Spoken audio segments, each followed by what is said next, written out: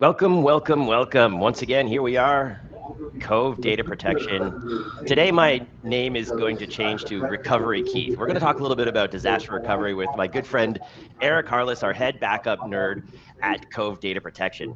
Eric, welcome and good morning to you. Thank you for joining us today.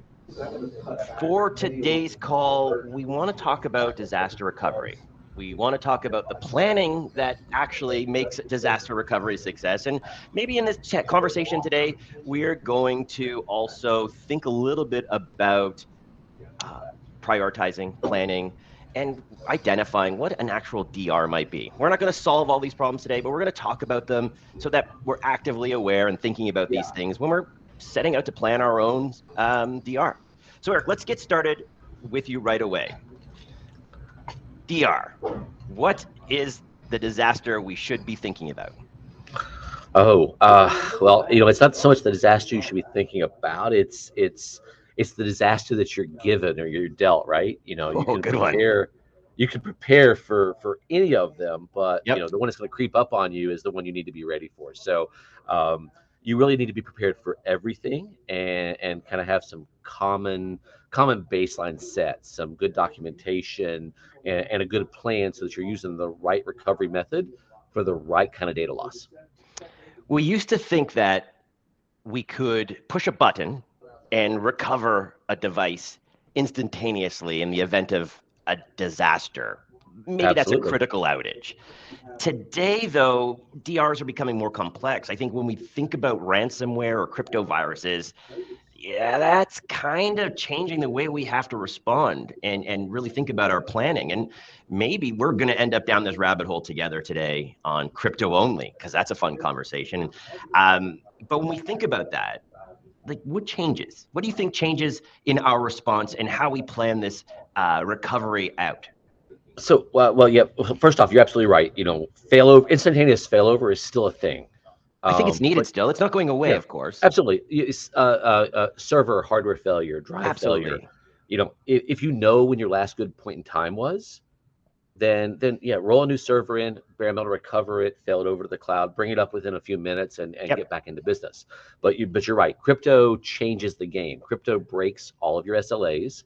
First thing you're going to need to do in a crypto situation, or site loss, or Yep. anything where it's bigger than a bread box, you need to evaluate. So lock the environment down, cut your network access, figure out when your last good backup was, where am I going to recover to, what kind of bandwidth do I have, and then start to prioritize based on critical servers first. Get those back up and running. You can't do everything all at the same time. You're going to saturate your bandwidth. You're going to saturate your technicians. You got to prioritize, and you've got to have a very prescriptive method to get back to right before the ransomware attacked, or your last known good point, which might be an hour ago. It might be a week ago. Could be, yeah. I mean, there's a lot of work that needs to be done. When we sometimes think of DR, we think of, putting some virtual machines on standby somewhere on a box locally in a cloud somewhere. And we would say, well, within minutes, we can pivot to that. And we'd like to think that that's the case, right? I mean, I hope your disaster is that easy. But I don't think they are. They're complicated, right? And the crypto is really changing the discussion a bit more. And I want to poke around a little, explore this a little further, because when we're thinking about planning, and you mentioned SLAs, Eric, and I think in a managed service space, SLAs are important.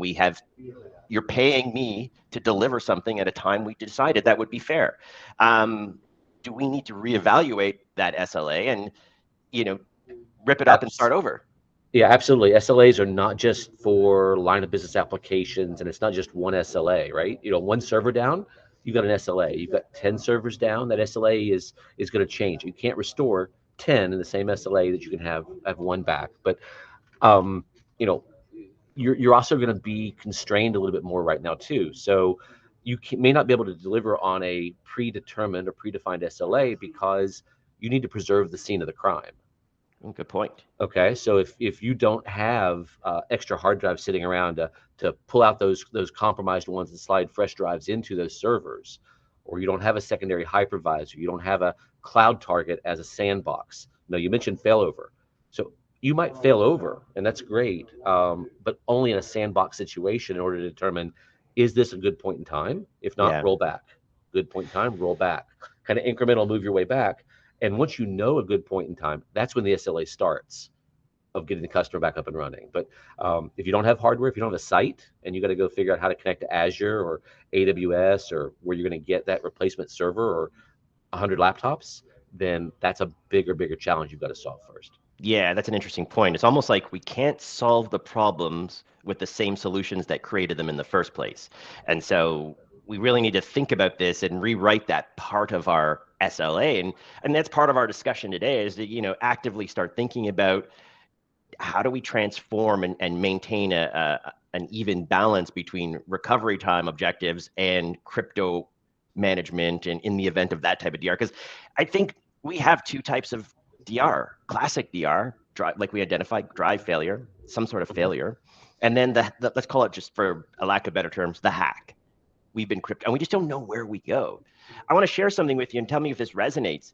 I was working with a partner recently, and we were restoring from a crypto virus. And working with Cove data protection is very easy to do these things, but they were also working with another security product that just wasn't able to identify or be very helpful. Let's just say they weren't very helpful in this situation. We won't want to speak poorly of them. Maybe there was just a bad moment in time for them. But anyways, they had this accident. And so my suggestion was, well, let's just restore it fresh, brand new.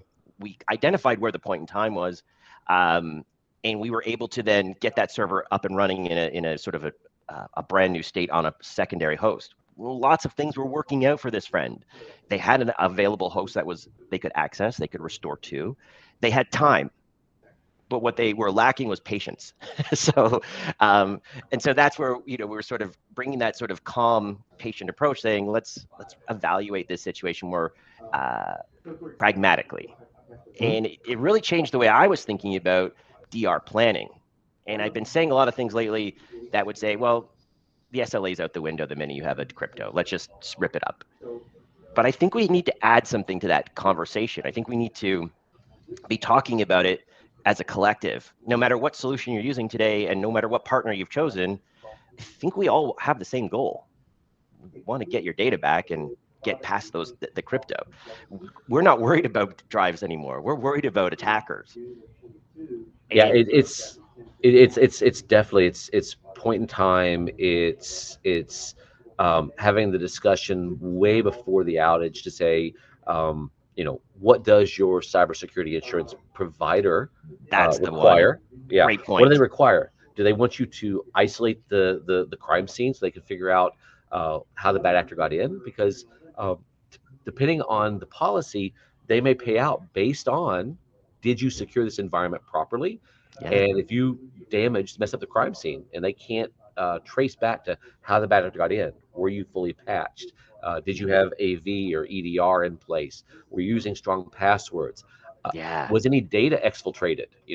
By Right. blowing it away, you erase all of that to try to get back up and running quick. And I understand you have to be able to do business, but that's where a failover site or a lab site, someplace where you can look at it and evaluate it's gonna really save the day and allow you to preserve. Because if you don't have that option and you wanted to just roll back and fail back to the original site, you might get back into business, but you might just completely invalidate any type of cybersecurity policy that you've got. That's an interesting one too. And we're talking more about that in the channel, amongst peers, in peer groups, cybersecurity insurance, and what that looks like. Um, the end users that we protect, they have insurance. The managed service providers that are providing services, they have insurance. The vendors have insurance. Everybody has insurance. And understanding who's in charge is another responsibility as well. Whose policy is enforced for the action? And these are things that that are probably personal between the clients and the MSPs, but those are something that you need to be asking about, or at least speaking about to in some sort of legible way that you can say to your customer, do you have insurance? I have insurance. Let's make sure our insurances can work together. And I know it's a bigger conversation than that, but I think that's a key element now in our DR Well, planning. yeah, you got to know what steps you got to do there. Um, you know, as the MSP, you don't own the data, right? No. Your end customer might say, "Hey, we want to pay the ransom. We want to get back up and running as quick as possible. We want to pay to decrypt. We want to try to make this thing go away." depending on where you are in the country or in the world, you may or may not have different reporting requirements as the MSP to report that there was a breach, That's a good point. that somebody was compromised. You got to be very, very careful there though, because if you don't want to pay the ransom or don't want to help the customer pay the ransom, then they may find somebody else that will.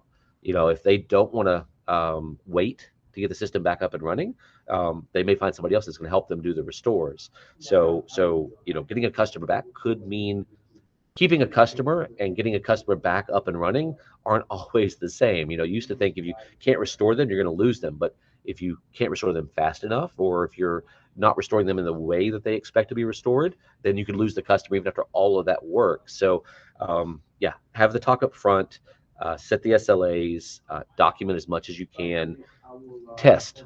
As much automated testing as you can do from a recovery perspective, to know a good point in time, to know that it was recoverable as of this day in this particular instance or session, is to your advantage as a service provider. Otherwise, the customer has a failure. They have an encryption. They have a site loss. At that point, it's not what have you done for me. It's what have you done for me lately. Correct. You've been backing me up for years, but in my one outage, you couldn't get me back up and running. So you need to prove and deliver on those successful backups, those successful restore tests on a regular basis to keep showing, yes, it's good here, even if it does fall apart at some point later. Makes a lot of sense. I mean, really, when we're thinking about writing these SLA type agreements, then these DR plans, is that we really need to identify the two. I guess there might be more, but let's just use two for today. Two plus, yeah. Two plus, but like the two real big ones, in my opinion, would be absolute like just hardware device failure, which I think now I look at it, that's the kind of one I want. If that happens, that's the easy one, yeah. Yeah, I got you. It's okay. But with crypto, it's there's other moving parts where there's other accessories that attach to it. I used to have lead discussions that sometimes would say if you had three basic things in your environment as an MSP, you'd probably be fairly successful. Firewall to manage your perimeter, endpoint tools to protect your endpoints, and backup. And so now I'm thinking, well, I need insurance now, and I need to have a special type of insurance. It's not just business insurance. I need better planning and resource management. I need to think about this because email we're not immune. filtering, Yeah, password management. Social media is still, social engineering is still the easiest way for somebody to get in and compromise an environment. Ideally, you don't have to rely on the backup. When the hardware fails, yes, the backup's there for you, but there's so many other ways to prevent that ransomware and that bad actor from getting in. Exhaust every single one of those so you don't have to go to the backup. That's a good point. Nobody wants to have to request a tape or pull data down from the web. Backup's that last line of defense that you never ever want to use, but know is there to save you. Excellent.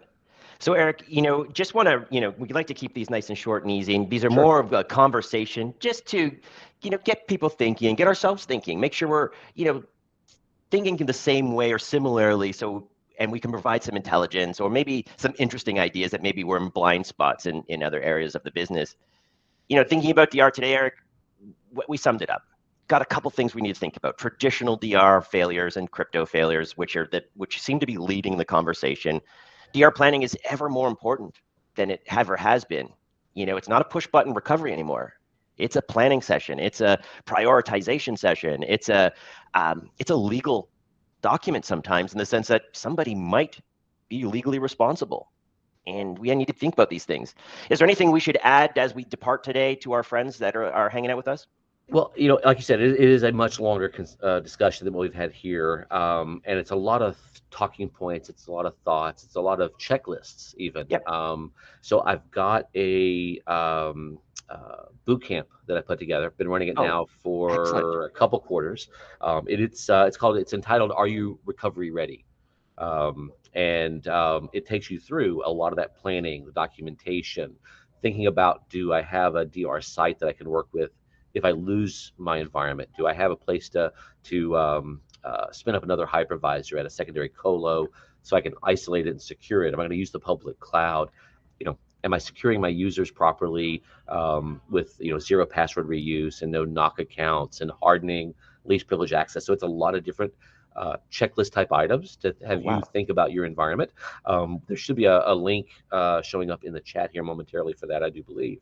Brilliant. Um, So, I mean, everyone, these are essential tools if you're curious about some tactics that you may want to deploy yourself. If you're there's some gaps in your learning and you just want to figure a few things out and you want to have a sort of a jam session, Eric is providing these boot camps coming up soon. Links will be provided and it's ongoing too, right, Eric? We can be contacted anytime, of course, but this is a really Absolutely. good opportunity to sort of sit back and absorb some data, right? Yeah, absolutely. These things run every quarter, and we adjust them based on the audience. Live questions, about a 2-hour session. So live questions, some customer examples in there. We're right smack in the middle of hurricane season right now Yep. in the U.S. And I'm waiting for that next named storm to paint a cone on the coast of Florida, the coast of North Carolina, and kick in a lot of these DR plans that people have. They spin up the failover at that point. Yep. So they spin up the replication, the synchronization at that point, just waiting, hoping they don't have to fail over in the event. And that's a lot scarier than ransomware because you're talking about property and life Huge lost and data loss. And opportunity for tragedy, and we want to yeah, avoid that, right? And certainly so I would say if I have a VM on standby, I hope I never have to use it. absolutely. On that note, Eric, I want to wrap things up with us today. We want to keep things short and sweet for just a little quick information session. I'm glad that we had a chance to talk. You're one of my favorite people to speak to about backup and disaster recovery. Um, for everyone today, click on those links. Join us for our boot camps with Eric Harless. You will be impressed with some of the creativity and ideas that are being shared. Eric, thank you so much for hanging out with me today. Keith, thanks. Take care, guys. Take care. Bye for now.